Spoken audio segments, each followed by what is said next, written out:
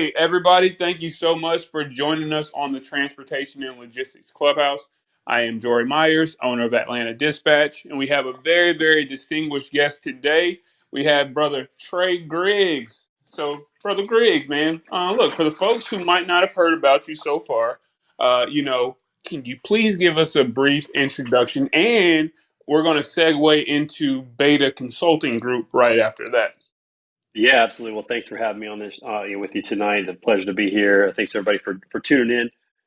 As Jory said, my name is Trey Griggs. I live in St. Louis, Missouri for the last 11 years. Started my DAT, been in sales for a long time as a technology vendor within transportation with a load board provider, DAT, rating solutions, with a TMS provider, with a tracking solution, with a staffing solution, and just recently went out on my own to really focus on helping companies build their brand. I realized a couple years ago that even though I'm in sales, I see the world more from a marketing perspective, from a branding perspective, from a messaging and content creation, and how do we draw eyeballs, and what's going to get people's attention, what's going to attract engagement, and those types of things. So I made the shift, went out on my own, bet on myself finally. Took a long time. It was a long adventure to becoming an entrepreneur.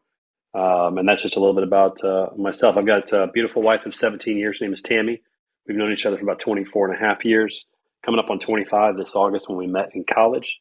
I've got two beautiful daughters, 14 and 12, Hannah and Naomi, freshman in high school and a seventh grader. Love to play golf, love to play music, love to sing, lead worship at church. Love to remodel homes, kind of an expensive hobby that I've gotten myself into. And that's a little bit about me. Yes, sir. Well, hey, man, that's a beautiful introduction. Congratulations to you and your wife.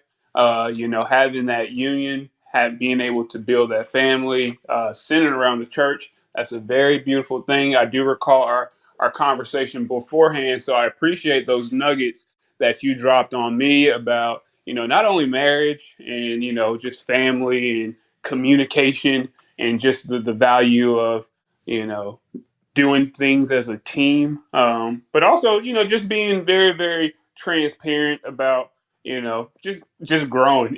We're not always going Yeah, to have the yeah. answers, right there in the moment. So I do appreciate those nuggets that you dropped on me. What was it, last month? Yeah, it was Yeah, last month. well, about 3 4 weeks ago, something like that. Yep. Yeah, yeah. Well, look, man, so happy to have you here on the stage. And, you know, all right, so let's talk about Beta Consulting Group. All right, so Beta Consulting Group, that's your baby. Congratulations being able to, take that leap of faith. I know it took a lot, but congratulations for being on this side. It seems like things are really hitting from you, man. I mean, hitting for you, man. Like, what's the main thing that people can come to Beta Consulting Group and know that they're going to leave away with? Yeah, I mean, the biggest thing is that we're all about serving people and helping them live a better life, whether that's personally or whether it's with the company. And we do that through branding. Our mission statement is to glorify God and make much of Him while helping each client build their brand. And what we mean by that is we want to help them build their reputation, because that's what brand is. Brand is what somebody thinks about you when they see your name, when they see your logo, when they see something about your company. What do they think about you? And that's what we want to help to build his reputation. A good name is worth more than silver and gold. We believe in that. And so we want to help companies to tell their stories. And that's the other side of it too, is that we think that every company and every founder has a great story to tell, and we want to help tell those stories. And a lot of our clients are actually transportation technology companies that, are started by engineers, really smart people that know technology in and out, but sometimes they don't know how to tell that story, how to communicate what they do and why they do it and the value of what they're doing. And, that's what we want to do, is help with the storytelling, with the messaging, the content creation, using social media appropriately, getting into podcasting if they want to, and different mediums to tell those stories and build that brand. Yes, sir. Hey, man. Well, I know that you definitely can help people bring out their background, the fact that they all have lived, 1,000 different lives, had plenty of careers, and how that all culminates to the service that they're able to provide to their customers. Today.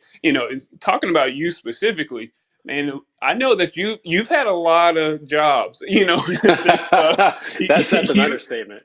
you've done a lot of different things, from being a teacher to a youth pastor to you've just done a lot. How do you feel as though your background and the things that you've been able to do have kind of prepared and led you to be the CEO of Beta Consulting Group? Yeah, my background is some might say a little sketchy. It's I got a lot of numerous jobs in there, moved around a lot. I think for me it's been a journey to figure out what I want to be when I grow up. It's one of the things. Although I will say this, my first job, and if you go to my LinkedIn profile, you guys can see this. It's a parade of jobs. But the first one, I was a high school physics teacher, and that was the first time in my life that I felt like I was in my sweet spot.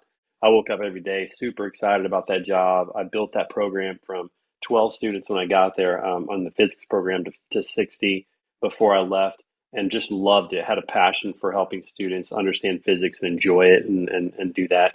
And what's funny is I look back and I was building a brand even back then, my personal brand as a teacher. And for our program, the physics program, we became known as the fun department, the fun class, because physics, man, you can do anything. You can go snow, like sledding in the snow, and calculate the kinetic coefficient of friction. I took them to Royals games. This was in Kansas City. I took them to Royals games and we calculated how high a pop fly went just by how long it was in the air, how fast runners were running around the bases. I mean, all these different equations and having fun with it. And we had a great time. Built rockets and shot them off on the football field, which was nuts.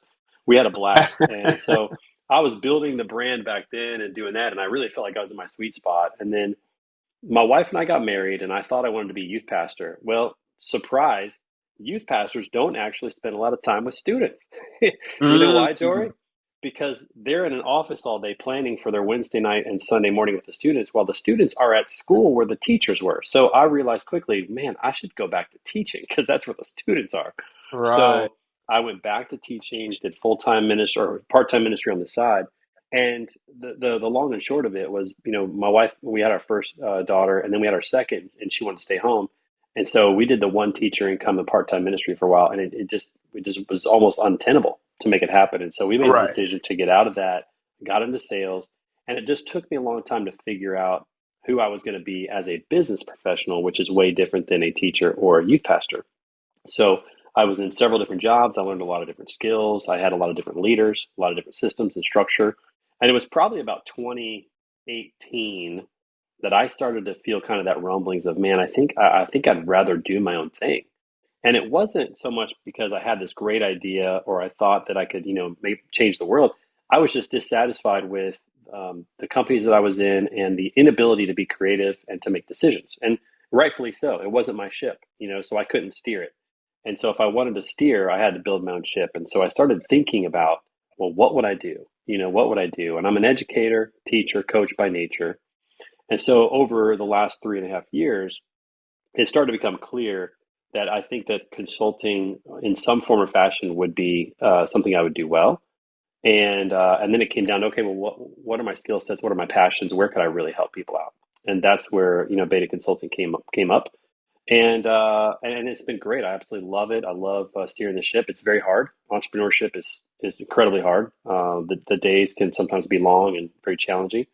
But at the end of the day, as long as we're staying true to our why and what we're doing, it matters. And I'll say this, Jory, this is the first time since I taught physics in high school. This is the first time that I feel like I'm in my sweet spot again, where I get up and I can't wait to work with clients and work with our team and help them out. We've got a young team, but they're very talented, and get a chance to work with them every day and be the kind of leader that I always wanted, and the things I've learned about leadership, put them into practice, see if they actually work, and go down that path. So it's been a blast. It's been a wild ride, a lot of jobs along the way. And I guess to answer your question, this is a long answer. To answer your question, Jory, all of those experiences, I draw on all of them in some form or fashion to be who I am today. So when I have a team member that's having a rough day, man, I want to be the leader that I wanted when I was having a rough day, asking how they're doing. I make it a point every day to ask my team, how are you doing today? Because I want to keep a pulse on it. Just let them know, hey, I'm interested in this. I care about how you're doing today. And if you have something personal going on, that's important because it's going to impact, your work. And I need to understand that. And how can I help you with that? How can I pray for you? How can I, provide you with relief in some form or fashion if you need it?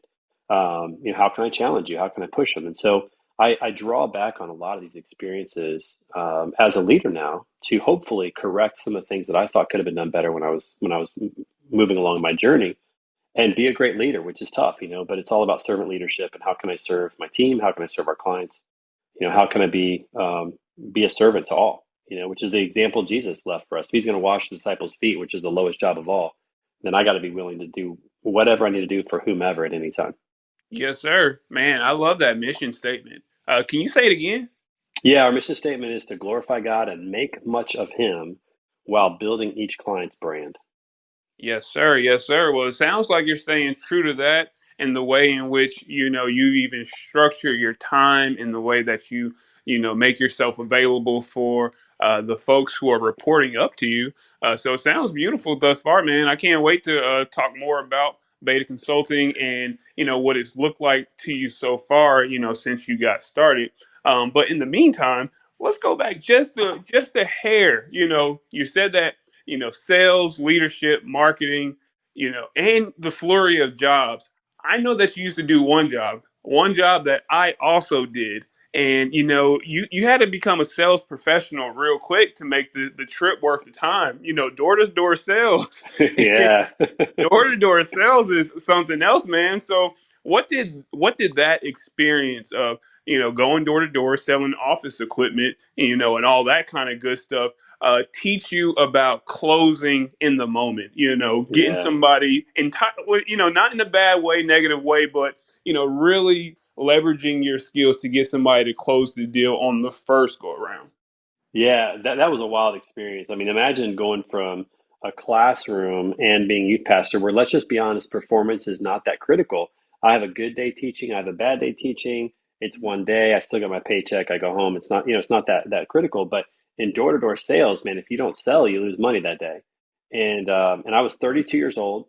My wife wasn't working. She was a stay-at-home mom. We had two small children. It was 100% commission. And talk about a shock to the system, but a good shock to the system. Like it was. I tell people this all the time. I learned more in that 15 months of door to door sales than I probably would have doing anything else to learn sales, because you learn how to talk to any type of people. You learn a lot about yourself, about handling emotions, about rejection, about high pressure sales. How to read people, how to overcome objections in the moment. Like I don't have a day to think about it. I've got a minute or 30 seconds or 20 seconds to think of what this person is telling me right now and how can I respond in a way that's not just to overturn the objection, but to really answer their question. Because the one thing I learned was objections are really just questions that are unanswered. They're uncertainties that need to become certain. And Correct. learning how to deal with that on the spot was really challenging. But man, I got to tell you, like it was crazy just driving door to door, walking into businesses, meeting people for the first time. And I, I still draw on a lot of that today. Just the ability to talk to anybody, the ability to make people laugh, the value of making people laugh and helping them enjoy their day, because everybody that you're working with are people, and sometimes they're going through difficult things. And if you can make them laugh a little bit, if you can make the experience enjoyable, then it only helps out. It may not, guarantee a sale, of course, but it's going to help you out. And so learning how to make people laugh, learning how to have fun with it, being different than every other door-to-door salesman that walked in. So let me give you an example. So a lot of businesses have no solicitation signs on their windows. Correct. And when I started door to door sales, that freaked me out. I was like, "Oh, I'm not going in there. There's no way I'm walking in there, right? Because they got a sign. I can't go in." And I had a trainer one time. He goes, "What are you talking about? Let's go in." And so I was like, "Okay." I mean, it was sketch. I was like, I don't want to go in." Well, we go into this business, and the lady says, "Guys, hey, we got a no solicitation sign. Get out of here." And this guy, my trainer, Donnie, he was so good. He goes, "Oh yeah, yeah, I saw that, but it looked old. Like it looks like you guys have had that for a long time. It's kind of torn up. Listen, we sell new ones that are much bigger. You can keep guys like us out of here in the future." Like totally diffused the situation on the spot. And the lady laughed and she goes, "All right, what do you guys selling? What do you got?" And it just completely changed the whole dynamic, right? And so learning these little skills of like how to just make people laugh, how to be different, I would come in and I wouldn't even say a word to the gatekeeper. I would come in and I would just look around as if I was looking for my keys, like they were lost. And then the lady'd be like, "Sir, can I help you?" I said, "Yeah, I'm looking for the Tootsie Rolls. The lady next door had the really good candy. Do you guys got Tootsie Rolls here? Because I could use one right now." And Uh, this is before I even introduce myself or before we start talking. And so just trying to be different, trying to make somebody laugh, trying to really stand out, which is the name of my podcast, Standing Out, because that's what we're trying to do is help companies stand out. So I learned a lot about that. I learned a lot about indifference, that in sales, your customer has to want it more than you. If you want it more than your customer, they're going to sense that and they're not going to be interested because they're not going to feel like it's their decision. They're going to feel like they're making a decision for you and they need to mhm. make a decision for them. So having indifference, learning how to handle your emotions, I learned a ton through that experience. It was incredibly helpful. Yes, sir. Man, you said so many things that I want to touch on. Just going back from the most recent indifference, people can smell desperation. And when you're pushing too much, it's just a turn off. It's a smell that people don't want to be around. So, indifference, yes, sir. I think that's a great point. And, as a dispatch company owner, people ask me all the time, they come to me for advice as far as, they want to get into the industry. Which direction do I think they should go? And I ask them, I say, do you want to go the straight shot, go to the top of the top, or do you want to go the scenic route where you might get, more experience? And in my experience, the scenic route is dispatching box trucks. People hate it, but it's the same thing that you said you got a chance to experience, all the no's, all the objections, all of the, talking to so many different people, and there's an oversaturated market of box trucks. So for every load that's posted, there are going to be 50, 60, 70 calls coming in, and everybody's willing to take it for a lower price. So what is going to make you different? So, the whole point is getting that experience of hearing no and overcoming those objections is the main reason why I would tell somebody, if you're interested in getting started, one, you're going to have a unlimited amount of clients as a dispatcher that services box trucks. But on top of that, you're going to go that scenic route and build the relationships that are going to, help you in the future. So I love that experience that you detailed just then, and you also mentioned the podcast. And the podcast, if I'm not mistaken, did you guys just hit 120 episodes, something like that? We did, yeah. Actually, today was our 120th episode. We started in March. We decided to go every day, which is a big commitment. But Yes, yes, sir. our it is, and it's live every day. So it's a live show. It's not recorded. There's a lot of dynamics that are very exciting about a live show. But we wanted to entertain, educate, and inspire our audience, and bring great guests on the show every day, and hear their story. Learn from every. We have got incredible people in this industry with great experience, great wisdom, awesome leaders. And I want people to hear those stories and learn about them. So we go every day. We're at 120 episodes. I can't imagine not podcasting. I love it. I love doing it every day. And so it's a lot of fun. I've got 4 different podcasts that I do right now and looking to potentially start maybe a 5th one. So I enjoy that. One is daily, the other 3 are weekly, and that's a lot of fun. Hey man, congratulations. 120 episodes since March. That is bananas, man. That is bananas. Yeah, we're Congratulations. looking to have about 220, I think, by the end of the year, something like that. Yes, sir. Wow. I mean, I can obviously you learn how to talk to a lot of people. You've always been, at least for the last little bit, you've been teaching, you've been in front of folks. Is that how you naturally felt, attracted to podcasts? I think so. I mean, it goes back to even in college. So in college, I had a radio show on Saturday mornings. Although that radio show was really just to attract the ladies, because I would just play songs in the morning, and I knew the songs that the ladies at Ely Hall liked, and so I would play those on Saturday morning. And one of them is my wife, who at the time was just a friend, but I knew her song, and I played it every Saturday morning. But I did that. I broadcasted football and basketball games on the radio. I always enjoyed media and communicating and speaking up on stage. It never really scared me to get up and talk, and present information, whatever it is, to perform, to sing, to speak, whatever it is. And so podcasting to me was like it kind of scratches all the itches for me in the sense of education, speaking with people, and communicating to audiences. It really hits on all of that. And I really feel like I'm the biggest benefactor of my podcast, because every day I get to ask amazing questions to amazing people and hear their amazing answers, and it's like I'm in class every day, and I absolutely love it. And I'm hopeful that all of my listeners feel the same way. But even if they don't, it's worth it for me, because it's like, yeah, an MBA class every day with some amazing leaders. Hey man, I love that. And hosting this situation right here, the Transportation Logistics Clubhouse, has also afforded me those opportunities to just really grow relationships with some great people, some successful people, folks who are really passionate about the things that they do. So you being able to hit it full speed like that, man, that is that is awesome to hear. And you know, the fact that you have been able to interview so many different people, you have all these different opportunities with those four different situations that you mentioned. Are there any episodes that you feel like really pull some greatness out of you? Things that you're just like, oh man, I'm so happy that right there came to light, or we were able to take this to the to our subscribers, to our viewers, to our community. Do you have any episodes or anything that came to light like that? Yeah, I think for me, the biggest thing that I really want people to galvanize towards is servant leadership, because I think that's critical for successful companies and for people to truly thrive, is to have servant leaders, people who you mentioned early in the broadcast, the people that report up to me, is I think the phrase you said it. The truth is, Jory, I think that I report to everybody. Like, it is my job to serve everyone on my team and make sure they have what they need, and so I try to invert that hierarchy, that organizational structure, which is usually a triangle with a point at the top, with a leader at the top. Imagine that inverted, and I'm at the bottom supporting everybody, and that's the job of a leader. And so, the episodes that I've enjoyed the most have been the ones where we focused on servant leadership and learned, some skills that really will help with that, and some whys behind that. So I'm thinking of episodes with Dusty Holcomb from Red Stack Fulfillment, with Shannon Breen of Freightvana, with Oh, that's Charlie my guy. Sapro, CS recruiting. Yeah, go ahead.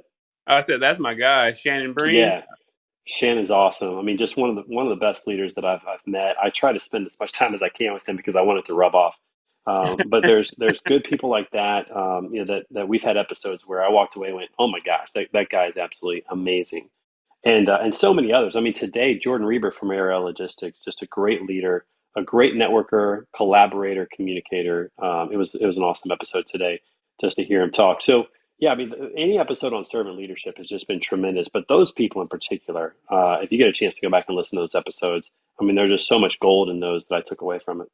Yes, sir. I'm definitely doing that. I'm so happy that this right here is being recorded so I can go back and get all of those names, Yeah. and it will behoove everybody else. That podcast is Standing Out, a daily podcast about sales, marketing, and leadership by Trey Griggs. So definitely look that bad boy up. It goes every day. That is commitment, my people. That is commitment. At this point, do you feel like the guests are coming to you, or do you feel like you're still having to put a lot of legwork into scheduling the folks? Well, again, you say it's a lot of work, and it is. But when you find something you're truly passionate about, it just never feels like work. And when I'm True. either scheduling guests for the podcast, or doing the podcast, or promoting it, or whatever, it doesn't feel like work. I've been really blessed to have a great network, and this would go to the power of a personal brand and building a personal network. If you have a great network, it will take you so far, so much farther than you can imagine. It's important to have skills and to know things, but it is infinitely more important who you know and who knows you, and what reputation you have with those people. So I've asked a lot of people to be on my podcast, and I've only had three people say no. And two of them, it was just a time conflict, and one, it was a conflict of sponsorships of my sponsor and their company. And so I've had almost everybody say yes to be on the podcast, and I'm currently scheduled out through September and working into October right now.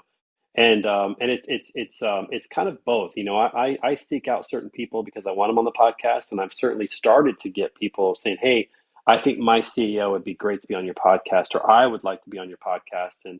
And so it's a different dynamic because now I'm having to vet people a little bit and say, "Okay, Yeah. tell me about your CEO." I want to make sure I know who he is, and having conversations before they come on the podcast. Kind of like we did. We met, we had a conversation before you had me on here, and I'm going to have you on my podcast. But we had that introductory call to get to know each other. It's that kind of thing now. So it creates a different dynamic because some of the people I don't necessarily know, but it's certainly exciting. And I keep thinking to myself, Jory, who's going to end up on my podcast that I can't even imagine, from our industry, or just, from the world. I don't know. We'll see how big it gets and where it goes. But I wonder who's going to end up on this podcast that I'm going to look back and go, wow, how'd that happen? Right, right. No, I definitely hear it, man. I definitely hear it, and you're definitely going to the stars. I'm in my personal conversations with random folks. I'm telling you, you pop up.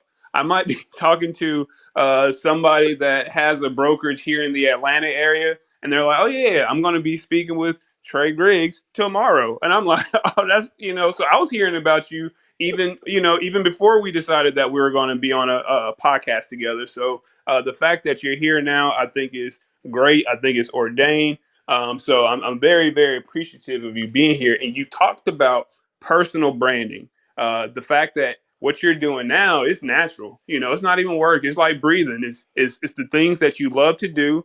You love talking about leadership, sales, marketing, and the fact that you've been able to, you know, just grow a comfort level of teaching these things to people. What you're doing is just like breathing.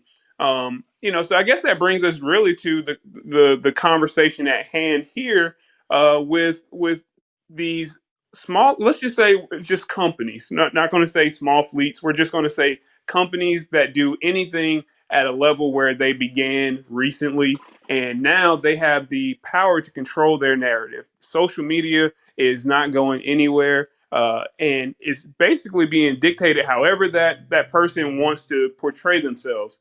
How can what are some of the tips that you would say to somebody about building that brand that would position them in the same conversation with those major service providers that are kind of like household names? Well, the first thing I would say is this is to run your own race and don't compare yourself with other people.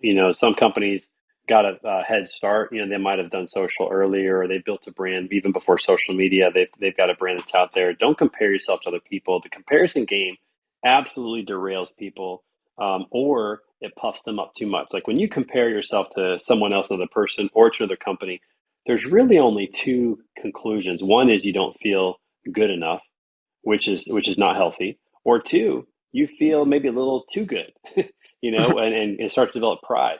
So you end up, losing either way. And so the first thing I'd say is run your own race and get started. The second thing I'd say is be true to yourself. Like really think about who am I and what do I want to project, and is that reality? So when you put yourself out there on social media, you got to be who you are, authentically you, 100%. Don't try to be somebody else. Let me give you an example.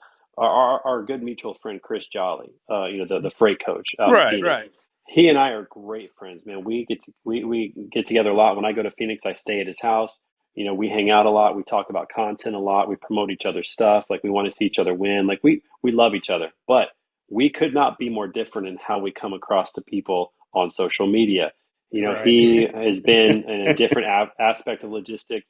He likes to drop f bombs like every other Yeah, sentence. yes, he does. He speaks his mind. Sometimes he can get political. He doesn't care. Like that's who he is, right? It would be foolish for me to try to act like Chris because that's not who I am. We're just cut from a different cloth in many ways. But what makes us work on social media is that we're both authentic to ourselves. And so when you think about who you are and who you want to be, first of all, don't be ashamed of who you are. And don't be afraid to put it out there, because you're going to attract people that appreciate that. So some people that might, I would venture to say this, people who appreciate the F bombs from Chris appreciate not hearing from me because they know that that's who we are. If Chris didn't do that, people would probably go, whoa, what's up with Chris Jolly? And if I did that, people would probably say, whoa, what is Trey trying to do? Who's he trying to be?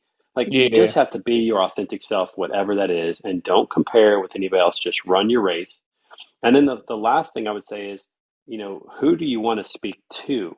This will dictate what platforms you want to be on and how you want to communicate. So if you're a trucking company and you're trying to really brand yourself with freight brokers, well, freight brokers pretty much live on LinkedIn and maybe Facebook. And so, I mean, there's not a lot of trucking companies that are promoting themselves on LinkedIn. I wish more of them would. They talk about their stories, show off their trucks, their equipment, their drivers, their mechanics, the different people that make it work for them. Show that stuff off and start creating a brand because that's where freight brokers live and they might want to work with you. Even if you're small, you might have one truck, four trucks, 10 trucks, and you think, how can I compete with the Schneiders of the world and the Swifts of the world and these big carriers that have been around for years? Well, you just get started, number one. But then number two, you start to highlight to your audience of who you want to talk to and where do they live and know where they live. If it's freight brokers, they're on LinkedIn. Some are on Facebook. If you're wanting to highlight yourself to other carriers, well, where do carriers live? Well, a lot of them are on Facebook. A lot of drivers are on TikTok, and Instagram because they're on the road and they're watching videos and kind of want to be entertained and different things like that. So you know where your audience is and what you want to say to them, and just get started. Start running your race. And then the last thing I'll say is this, Jory. If you think of brand as reputation, then you understand that every interaction that you have builds that brand. So when you're talking to a freight broker and you're negotiating, you're building your brand. What kind of driver, what kind of business person you are, what kind of negotiator are you? When you're at a delivery dock, whether it's a pickup or a receiving location, how are you treating the dock workers? How are you treating the plant manager or whoever you come in contact with there? Because they're going to remember that. How can you make it a memorable experience? How can you, as my good friend Randy Fox, he's a keynote speaker, how can you, as he says, provide silver platter service, so much so that people go home and they talk about you around the dinner table? You're never going to believe this driver that came in today. He backed up his truck, he got out, he came in, he asked us how we were doing. He brought us some cookies just to say thank you for the work we're doing. I've never had a driver do that before. Like, anything like that, something that will change the narrative and be memorable, build your brand. And as you do that, over time, consistently over time, you'll start to have an identity that people are going to recognize. Brokers are going to want to work with you because you negotiate fairly. Brokers are going to work with you because when they send you to their customer, they know that they're going to be taken care of with you. Shippers are going to want to work with you because they know that you're going to take care of their dock workers and treat them kindly. You're going to turn your paper in, promptly, and all those types of things. Every interaction builds the brand. So whether you have one truck, 10 trucks, 100 trucks, 1,000 trucks, every interaction that you have, your drivers have, your dispatchers have, anybody is building your brand. If you think of it that way, it will change the way that you interact with every person you talk to. Yes, sir. I agree with that. And I feel like I've seen that, firsthand in many ways. One, I've been on the receiving end of such praise, but I've also given that praise. I've seen people go above and beyond. Actually, one of the listeners just came back in here. One of my clients, Josh Henry, he has a trucking company. He's gone from me dispatching. Now he's hitting. He's moving his situation due to the Yeah, the level of service he was able to provide to the shippers, just his mannerisms, just the whole entire thing of brand is reputation. And so let's take it one step further, right? Let's just say you as a business owner, you are all those things. You're hitting, man. You're doing a great job. Now you got the attention of the right people, but it's just you. More business is coming your way. Like, how do you feel about outsourcing? And matter of fact, how do you feel about outsourcing if outsourcing is the only way that you're going to be able to handle the growth that you are seeing due to you just being an amazing, brand representation? I think outsourcing is tremendous. I would encourage everybody to consider outsourcing because what it allows you to do is typically save money and typically get a higher quality service in return. And let me tell you what I mean by that. If you are somebody that's looking for an office manager, you can hire somebody directly. You're going to spend more money typically because you have, things that a direct employee would have, like benefits and other things like that go along with it. And because you're trying to save money, you're probably going to get somebody who is not terribly qualified. You may have to spend more time training. They may or may not work out. They might leave. But if you hire somebody who all they do is manage someone's books or an office, and that's their skill set, which a lot of people can do virtually now because everything is online, right? If you hire somebody who that's all that they do, one, you're going to have a business to business relationship. It's going to be a contractor, so you're not going to have the extras that go along with it. And two, you're getting somebody that's all that they do. From a marketing perspective, a lot of companies don't want to spend money on hiring marketing professionals because they're expensive, and you might get one for $8,000 a month, and that's not including taxes and benefits. So you're really spending close to $9,500 a month, and you're getting one person. How much can that one person handle? Versus if you outsource to a marketing agency, you could take that same $8,000 to $10,000 and get a small team of people who are skilled writers, who are great video editors, who are great social media managers, who are great content strategists and marketing strategists, but they're doing it kind of more part time in a way because you're one of the clients, but you're getting a professional to do it. So to me, outsourcing is critical. I outsource a lot of things. I mean, I outsource my accounting because I'm not a good accountant. I outsource my finances to a CFO because that's not my strength. I could certainly spend time and learn those things, or I can outsource it to a professional who knows what they're doing. I can save my time and I can, have somebody who knows what they're doing step in and take that over. So to me, outsourcing is vastly important. And what's most important is to find good people. So you got to find people who share your values. Again, this is where branding comes in. It's really important. What are your core values? What is your mission? What is your vision? And can you find somebody who aligns with that? And if you find those people that align with that from an outsourcing perspective, it is gold. And so to me, that's the most critical when you're looking at a vendor, when you're looking to outsource, is don't just look at somebody in terms of the quality of the service, look at the quality of the person too, because that's going to be valuable. And when you do that, when you find people behind the service that align with your values, it's a great opportunity to win, both financially and with just getting great service. Hey man, great, great response. I'm loving that information. I'm praying that the folks who are tuning in live are actually able to take jot some of this stuff down because I think I agree with you head on. 100% with that stuff. Okay, let me ask this then. You've seen transportation from a few different lenses now. You were with DAT, sales, Yep, and also with Lean Staffing Group Solutions. Excuse me. Um, correct. so you actually have seen the outsourcing side of things, but you also seen uh, loads that need to be moved and the people who need to utilize those load boards to actually move freight. Like, what's your interpretation or your impression on dispatch services when it comes to helping small fleets? Well, I think they're really valuable when they're done the right way. And it's like anything else, you get people who take it seriously. They're professionals. They know what they're doing.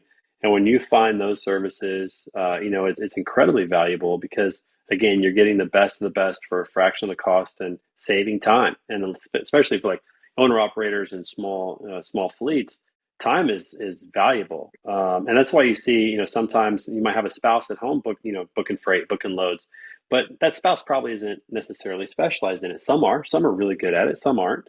And you have to evaluate that. But again, if you can find, a great dispatch service for that, I think it's really valuable. But it's like anything else.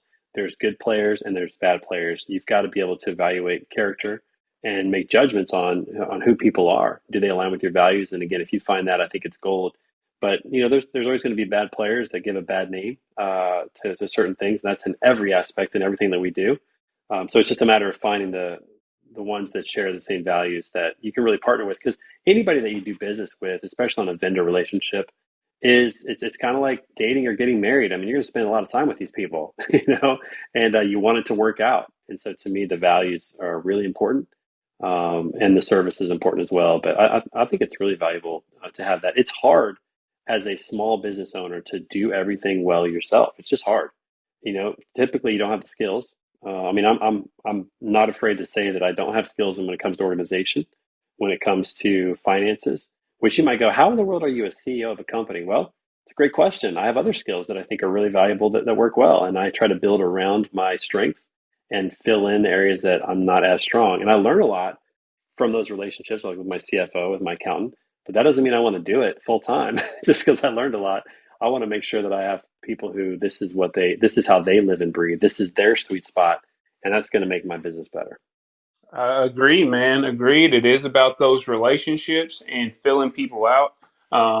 You just pray that people are going to be their honest selves, so that you can make an informed decision. But yeah, no, I definitely agree. You have the people who are very professional, who are dispatch agencies, and you have the ones that might be in it for quick, fast money because it's unregulated. But no, I definitely feel you on the fact that it just depends. If you get a true professional in any aspect, in any business, in any position, that it would be a benefit to work with them. So look, looking at your background, man, there's some things that even looking at your LinkedIn, I want to be a keynote speaker. I never thought about that. Uh, you You know, should be, and yeah, I think you do great.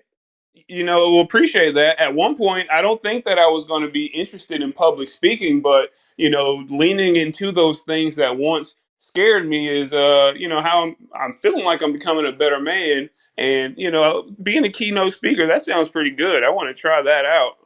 But you said you were a Well, singer too. I like to sing. I don't know if Oh, people would actually qualify me as a singer. I like to lead worship because when you're leading worship, everybody else is supposed to be singing along with you, so they don't hear you as much. It's not as much as performance, but I do like to sing. I like to play guitar. I love to dabble on the piano a little bit. I've never taken lessons, but I just kind of enjoy playing a little bit. My kids take lessons. So I enjoy that. I've never, it's funny. My mom used to joke around. There never was a mic that I didn't like. I love being up on stage and having the lights on me. And it's funny, Jory, because I used to think that this was a major character flaw for me. That like who do I think I am that I want to be up on stage? And what I realized later on in life, as I've had time to process all of it, is this is how I've been skilled. This is how I've been gifted, is to speak and to communicate. And not everybody wants to do that. If you were in a room of 100 people, there might be two or three people that actually want to be up on stage. The rest of them don't want to be up on stage. And so at some point, I started to just lean into it and say, you know what, this is who I am. I'm going to embrace this and I'm going to use this for good to help people out. And so I love emceeing events because, if you go to an event, for example, if you put on a user conference and you don't have somebody emceeing the service, somebody from your team has to do it. They may or may not be skilled or like doing it, and it takes them away from enjoying and being with the attendees at the event. So I love to MC events where I can write the program, I can work with the speakers and get the transition, the walk-up music and the slides all ready and get everything ready and keep the energy going, keep the crowd involved and engaged and laughing and having fun and moving that event along. And it takes the burden off of the people who are actually, wanting to be with their attendees that came to the event. So I love doing that. So I'm embracing that skill to hopefully provide a great service for an event to make it easier for them to enjoy the event with their attendees. Keynote speaking is the same way in many ways, except it's a smaller portion. You're only up there for 30 minutes or for an hour, and your job is to tell some stories that are going to provide opportunities to share nuggets that will help their life, that will help them, in their job, in their business, as a spouse, as a parent, whatever it might be, and hopefully be entertaining at the same time, where they can enjoy it and be memorable and they can look back on it. I remember learning when I was learning how to speak, and I was a communication major in college. When I was learning how to speak, I had somebody say to me one time that as a speaker, your job is to get the audience laughing, get them engaged, and when they have their mouth open, you shove the truth right down their throat. And it's kind of Mhm. this idea of like, you know what, that you to be a great speaker, you want to tell a story that draws them in, that's entertaining, that is captivating. And then somewhere in there, you want to drop some nuggets of truth that they're going to remember when they leave. It's going to help them out with what they do. And it's just a lot of fun when you leave there, even though it's a quick, flash in the pan, you can leave there going, hey, hopefully they heard something that's going to make their life better. And if they do, that's a win. So I've just learned to embrace that about myself and to not be afraid to get up and tell stories and be vulnerable and hopefully share whatever nuggets of truth I can pass on to help people out. Yes, sir. All right, man. That sounds like that idea of getting them laughing and then telling the truth. That sounds like the recipe for Dave Chappelle. he does. Well, He, it is. I mean, if you think about comedians, and I'll say this till the day I die, I think the true geniuses among us are the comedians because they have that ability to captivate an entire room for hours, sometimes on end, and keep them engaged. But then they oftentimes will share something with you that makes you think, that makes you consider something that you thought you believed or whatever challenge of belief that you have, and they often make you better as a result. Because what makes comedians funny is they tell the truth. What makes comedy good is when they talk about something that we can all relate to because it's true. And so some of the best comedians, Dave Chappelle and Bill Burr and so many others, Jim Gaffigan and Michael Jr. and just so many others, they have that ability to do that. And if when public speakers do that, they're usually very well received. yes, sir. I agree. I agree. Look, I'm going to ask a few more questions, but I did want to ask: are you comfortable if people from the audience had any questions coming up to the Oh stage? yeah, absolutely. I'm an open book. Absolutely. Okay, gotcha. Well, look, folks, if you had any questions, please go ahead and raise your hands. And then we'll be able to bring you up to stage to ask the question. But in the meantime, brother, uh, so back in the day, I mean, I know that you say that you enjoy golf. Do you still hoop any? I don't hoop any right now, but it's mainly just from a lack of resources. So I don't belong to a gym. I have my own little setup in my basement that I enjoy, and I didn't have access to a gym. But also, I reached the point in my life where I started getting some injuries, and my wife's like, "You need to shut that down." so, so I don't hoop as much as before, but playing in college was a great experience. I played competitively probably until I was about 30. I'll say 34, 35. And then life kind of gets in the way a little bit, so I wasn't playing as much. And of course, when you don't play much, that's when injuries happen. And so it just started getting some injuries from time to time when I would play and backed off. But I still shoot baskets regularly. And my wife just took a position at a local Christian middle and high school that's attached to our church. She's now the dean of secondary education for the school, which means that I now have access to a gym. So I'm actually thinking about getting some guys together and running again because I do miss it, but I need to do it more regularly so I don't get injured. Well, yeah, man, I would say definitely ease back into it. There's nothing I do today that I'm not easing back into because I understand those injuries they can really happen. If I say, hey, Jory, I want you to be able to, lift more or get stronger, I'm not going directly to the gym to lift for, weight, for power. I'm going to take my time there That's methodically. right. Do some push-ups or something. Get back Yeah, into yeah, it. got to ease back into it. But the reason why I even asked you is because, interestingly enough, Traffic Tech CEO Dave just called out Brent from Pinnacle Group Advisors. Yes, he Yeah, did. I saw yeah, that. Yeah. exactly, exactly. So I love that competitiveness or that camaraderie within the industry, and I knew that you had that. I know you got that fire in you when you want to. So Yeah. maybe that's good for It, the. I'm pretty competitive when I get on the court. It's probably healthy that I'm not on the court as much because sometimes I got a little too competitive. But there's nothing better than coming down and dropping a couple threes on somebody. And Brent's a good friend of mine. We've had some conversations about that. My good friend Mark LaBrosse up at McClay's Logistics. I think that he and I need to take those guys on at some point soon. It'd be fun to play a little 2-on-2 and see what happens. But yeah, I'll tell you a funny story about basketball real quick while we're waiting for people to potentially ask questions. I had the incredible honor in high school to play for the winningest basketball coach in the state of Missouri. His name was Bud Lathrop. He won 955 games in high school, which is just ridiculous amount of wins, considering they only play about 25 games a year. Wow. And then I got to play in college for a coach who also won over 900 games, Larry Holly. He just passed away this past year. He won 915 games. And if you put him in the ranks with all coaches, all divisions, he's number 15, I believe. So he's right up there with, Mike Krzyzewski and Dean Smith and so many others, Jim Boeheim, as one of the winningest college basketball coaches of all time. So I had the incredible honor of playing for two guys that won over 900 games. And I just pinched myself at what I was able to learn from those guys that I still carry with me. So tremendous experiences, and doesn't say much about me, but it says a lot about the guys I got to play for that they won over 900 games. Yes, sir. Yes, sir. It does, man. Well, that is pretty awesome to be in that pedigree of being a part of such a prestigious career in that what that coach did. Man, that's awesome. Do you feel as though do you feel as though being able to learn from somebody who had experienced that level of success maybe aided you in being a better, physics teacher and things like that? Oh, 100%. I mean, when you're around winners, it rubs off, and I just grew up learning how to win, and it's contagious, and winning breeds winning.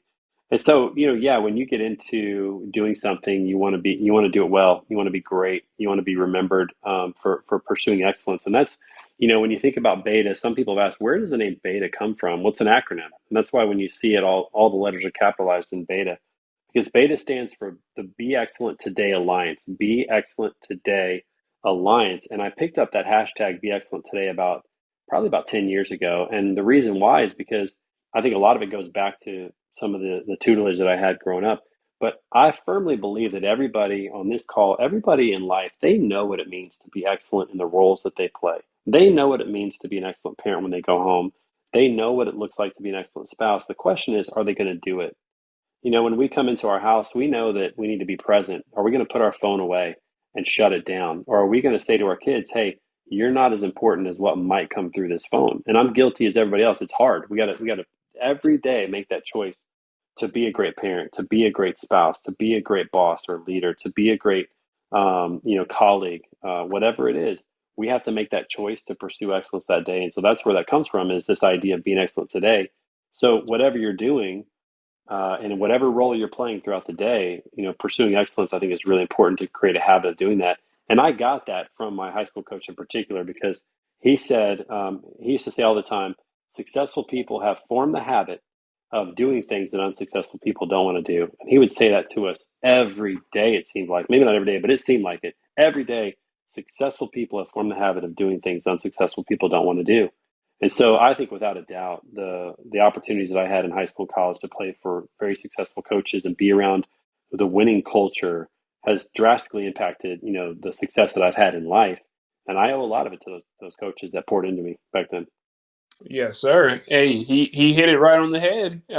Successful people are going to do the things that other folks don't want to try to do or feel like it's too hard to do, and they're going to do it. They're going to find a way to do it easily because they're going to put their mind into it to see how can I streamline this process. So, nah, he laid some game on you, brother. He laid some game on you for real. Yeah, Um, without a doubt. yes, sir. We actually had somebody join the stage. It's my brother Josh. How you doing, brother? I'm always blessed. I appreciate you for having me up, good brother. Oh, definitely, definitely. Well, hey, Josh, for the folks who don't know you, let us know what company you come from, and then feel free to ask your question, brother. Absolutely. Once again, thank you. Josh Henry from the Philadelphia area. My company is Apex Energy Logistics. We focus on last mile delivery, box trucks. We've actually expanded to semis over the past 5 months now, but we're Hey, still focused on last mile local delivery here in the Philadelphia, New Jersey, and Delaware area. I've grown my company from a small four-door SUV into a fleet of trucks, and we're growing exponentially every day. And it's also thanks to Jury because he was a part of that journey. So I love you and I thank you for that, good brother. anytime. Absolutely. First and foremost, I just want to say, Trey, I love the spirit. I love your energy. I love everything that you said today. I took notes on how to speak today within this room. So I appreciate you for being here and giving your time. Um, One of the things I wanted to ask you, because now currently where I am in my business, and just to give you a small little background on how I focused on doing what we do here is I focus a lot or on being organic. So for our first year and a half in business, I did no marketing whatsoever, and I branded myself kind of on something that you said earlier, as far as making sure that you are the person that they remember. So with me and my team, our whole focus is the Chick-fil-A service. We try to be above and beyond than anybody Yes, else who sir. shows up at the Yeah. dock. So we wanted to do that organically, and now I'm at a point in the business where I want to get into marketing and branding. And not to ask you to give away too much of your secret sauce, but what would you say is one exponential thing in branding that someone should do in order to get their company out there to those who don't know them after providing that good service that we've already done? Networking, without a doubt, networking, getting around great people that are going to be your cheerleaders and the people that are going to tell other people about you. And I'll say this, you said you haven't done any marketing. You did plenty of marketing. You just didn't have to pay anything for it. You paid for it with your time, your blood, sweat, and your tears. Because as you built your reputation, that is marketing. I mean, that's building your brand and doing a great job with that. But, getting around the right people and making sure that you know them and they know you is a huge way to amplify your business quickly without spending a lot of money. You're really spending time developing relationships. And you probably know those people. If I said, Josh, write down the name of 10 people that would be cheerleaders for you and your brand. I bet you could probably write them down, or at least five of them. I'd reach out to them to find out ways that you guys can do some things together, and find the people who are the influencers in your network as well. The ones that can help your reach grow. That's huge because Jory and I think about this. Jory and I met about a month ago. He's got his network. I've got my network. There's definitely some crossover in that network, and there's going to be more after this.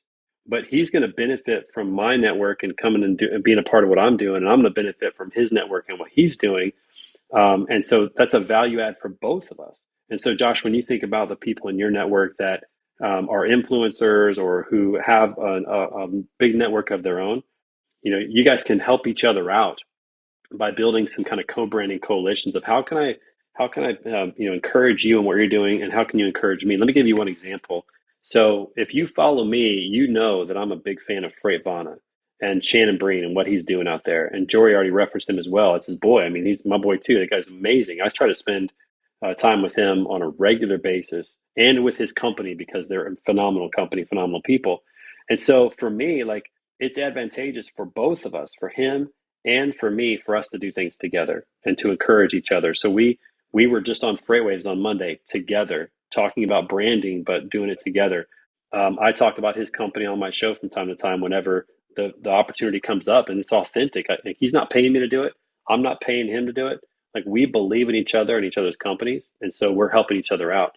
So when you intentionally do that, it helps to exponentially move your company forward with the right people, because you're getting it to take advantage of someone else's network and vice versa. And so to me, that's one of the easiest ways to really move the brand along without really having to put a lot of dollars into it. So that's to me, that's the first thing I would focus on is who are the people in my network already that I could, say, hey, let's help each other out. How can I be a cheerleader for you? How can you be a cheerleader for me? And come up with some ideas and ways that you can do that together. Thank you. I applaud that. I actually do. I greatly appreciate that. Take a step back too. You guys were talking about hooping. I don't hoop anymore, but I'm an avid golfer. I'd love to give you on a golf course one day, Trey. Attaboy, hey, listen, you don't have to you ask me twice. That's easy. And I know you got some nice courses up there in the Philadelphia area. You got Marion and a few others up there, and it's beautiful up there. And if you ever make it to St. Louis, just reach out, man. I'm happy to show you around down here. Absolutely, absolutely. And I'm from Philly and PA, but the best golf courses are in New Jersey. I hate to say Well, it. no, I play New Jersey as well. There's some good tracks there. But let me ask this: what kind of sticks you playing? What are you rolling with? I got Callaway Big Berthas, stiffs. Okay, Yeah, okay, some old school Big Berthas. I like yeah, it. old schools. Yeah, I've been playing with those Nice. since 2013. Nice, nice, nice. I've got some Nike blades, some of the TW blades from about the same time, 2013, 2014. They're relics now because they don't make them anymore. They don't. But Yeah, they don't. yeah, I went from Wilson staff blades in 1971 staff blades to the Nike TW blades back in 2014. Nice. Yeah, I had to switch over to stiff flex because that flex was killing me off my drive. You swing too hard, man. I like it. You got to get Yeah, in the gym. You've been getting after it. I like trying a little something small. it. Well, hey, fellas, I'm going to have to get on the course. The one time I did try to play, we got rained out. So I have less than 9 holes under my belt. So, We'll fix that, man. That's not a problem. I got some good friends in Atlanta that could help you out too. We'll get you out on the golf course. okay, let's do that. Let's do that. And hey, Josh, man, I appreciate you coming up for asking that question. Trey did say one thing about networking, and I know that you're masterful at that. I did send you an event. I don't know if you saw it, but I sent you an event that's going to be in Philly. Actually, it's going to be the Home Delivery World Conference. Yeah, I've been there. Yeah. Yeah, it's happening at the end of this month, and I think that might be one of those places where you might be able to take your company to the next level. So, did you plan on going? Already I'm not registered, planning good on. brother. Yeah, Okay. yeah, Josh, that's awesome. I'm not planning on going this year. I think it's great though. It's an awesome event. I've been there before. Good people, Josh. I would highly recommend it. Some really good people there. Oh, nice, nice, nice. He said he was already registered. I I love love it. that. So, look, for folks who do not know, there is an event that's going down at the end of the month. You don't have to pay the all access pass of $295. They do have free tickets. You don't get all the access, but you can be in the building to at least shake hands, network, and get your company out there. It's going to be taking place August 31st through September 1st. So it's a 2-day event in Philly. And it might be able to take your company to the next level. So go ahead and look into that. Matter of fact, let me see if I can just drop a link for the people who might want to see it. Let me see. Can I do that real quick? All right. So I just added a link tree, and it should be up there. We also have Trey's website up there as well, in case you guys wanted to, just have a way to check that out directly. But yeah, definitely make sure that you're taking advantage of that opportunity, especially if you're in the last mile delivery business. Yeah, I think that's it. Hey man, well Trey, did you want to say any closing remarks before we close out? Well, this is my very first Clubhouse experience, so I appreciate you inviting me on. It's been a pleasure to get a chance to talk to you. I've been looking forward to this for a while. And for everybody that was on the call, just thank you so much for your time. I know that time, especially evening, is precious, and so really appreciate that. And I'm excited to see how you guys build your brands. And if I can be of service in any way, don't hesitate to reach out. Find me on LinkedIn. My handle on Twitter and Facebook and Instagram and TikTok is Trey Griggs 24. That's my college number. So Trey Griggs 24. You can find me there. And if I can help in any way, don't hesitate to ask. Don't be afraid to reach out and ask for help in any way possible, because we're both going to learn together and have fun together, and it's going to be great. So again, appreciate your time, and Jory, thanks so much for having me on, man. Definitely, brother. I've really enjoyed this session. I've learned a lot. I've internalized a lot of things that might have been, things I might have thought, but the fact that you were able to say it the way that you said it is definitely things that I'm going to be putting into practice at this point. So thank you for coming on and being willing to share, your insights, brother. Thank you again. My And pleasure. yes, sir. And for those, look, next week, join us on Monday, as always, as we're going to be partnering with Freightways, their Sonar team, to give you insights on where you should position your trucks to take advantage of the market conditions. Next week, who am I interviewing? I'm interviewing Fleet Drive. Yeah, the CEO from Fleet Drive. Actually, Trey, I got some folks that I want to introduce to you that could possibly be on your platform as well in the future.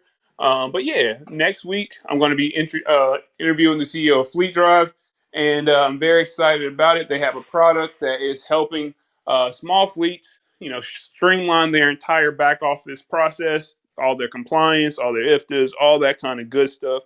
So tune in. We're also going to have a fleet owner join us to be a part of that conversation as well, so that they can speak firsthand how they're leveraging the software, the services. So yeah, I'm very excited about that.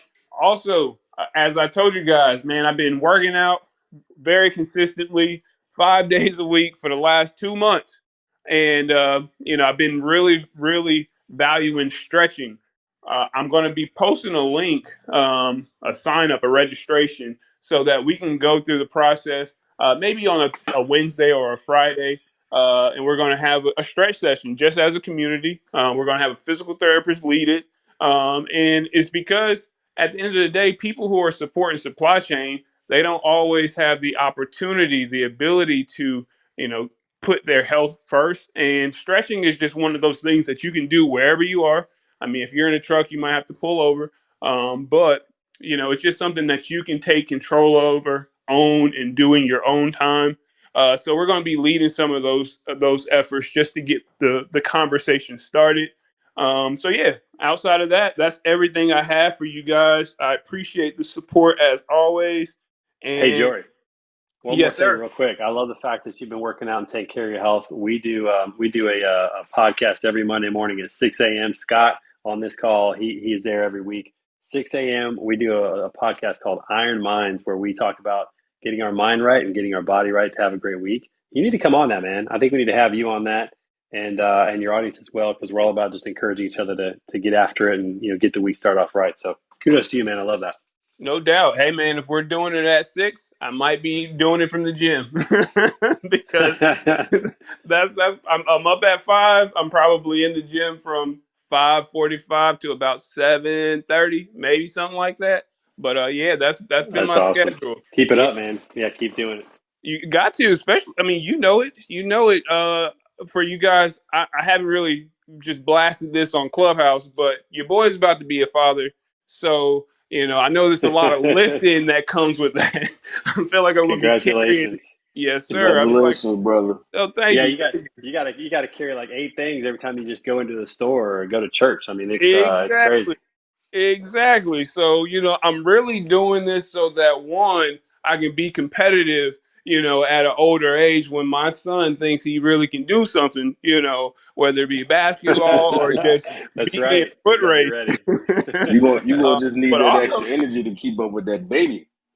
I know. That's I mean, right. all of those things, man, all of them. So very, very excited, and I think that's really been a very motivating factor for me. But yeah, definitely carrying all that stuff. You gotta gotta be able to do that, man. So yeah, I'm excited about all those things, and I'm happy to come onto that platform. Just send me the invite, brother. That's awesome. Yeah, we'll take care of it. All right, we'll bet. Well, look, everybody, be blessed. Y'all have a great week. Finish out the week strong. And if there's anything I can do for you in the meantime, you know how to reach me. Have a blessed one, y'all. Thank you, Jerry. Have a good one.